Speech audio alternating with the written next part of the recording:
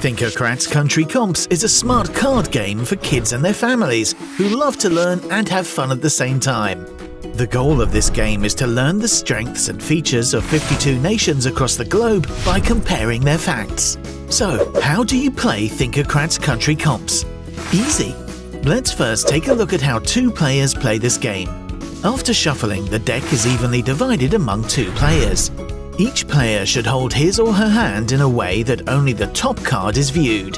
The younger player starts the game by choosing which one of the 6 numerical facts written on the top card is going to be compared. You can choose from land area, population, capital population, how rich per person, tourists per year, or happiness score. The higher number always wins. Let's say Jacob, who is starting the game, has Norway on top. Sophia has the United Kingdom. Jacob looks at the 6 facts and decides that he has a better chance of winning if he calls for a comp or comparison on the happiness score. So he says, happiness score. The happiness score of Norway is 7.6, while the United Kingdom's is 7.1. So Jacob wins the round, collects Sophia's card and puts both cards in the back of his deck. Yay! His next card is Nigeria. This time he knows that Nigeria has one of the highest populations in the world, so he chooses and says population. Sophia has the United States, which has a higher population than Nigeria, so Sophia wins the Nigeria card from Jacob. Sophia puts the Nigeria and USA cards in the back of her deck and leads the next round. She has Turkey and notices that tourists per year might give her a good chance. Jacob has Thailand, so she wins another round.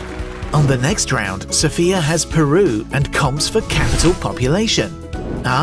Jacob has France and wins her Peru card because Paris has 1 million more population than Lima.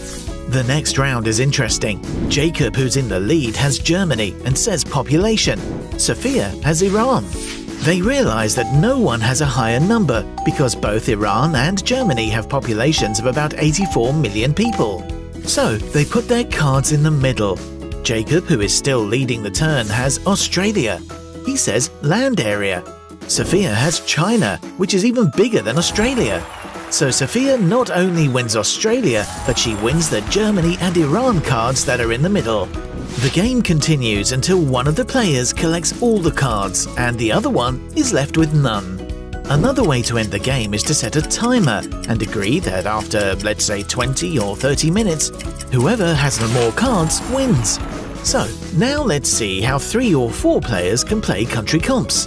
The flow of the game is the same. The only difference is that when playing with 3 players, at the beginning you randomly remove 1 card and give each player 17 cards.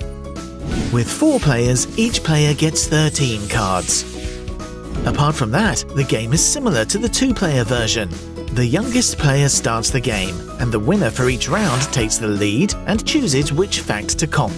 The game ends when one player collects all the other players' cards, or the multiplayer group reach the end of the agreed time. We hope that you love this game as much as we do. Get your own deck and join us for a fun-filled smart card game of Thinkocrats Country Comps.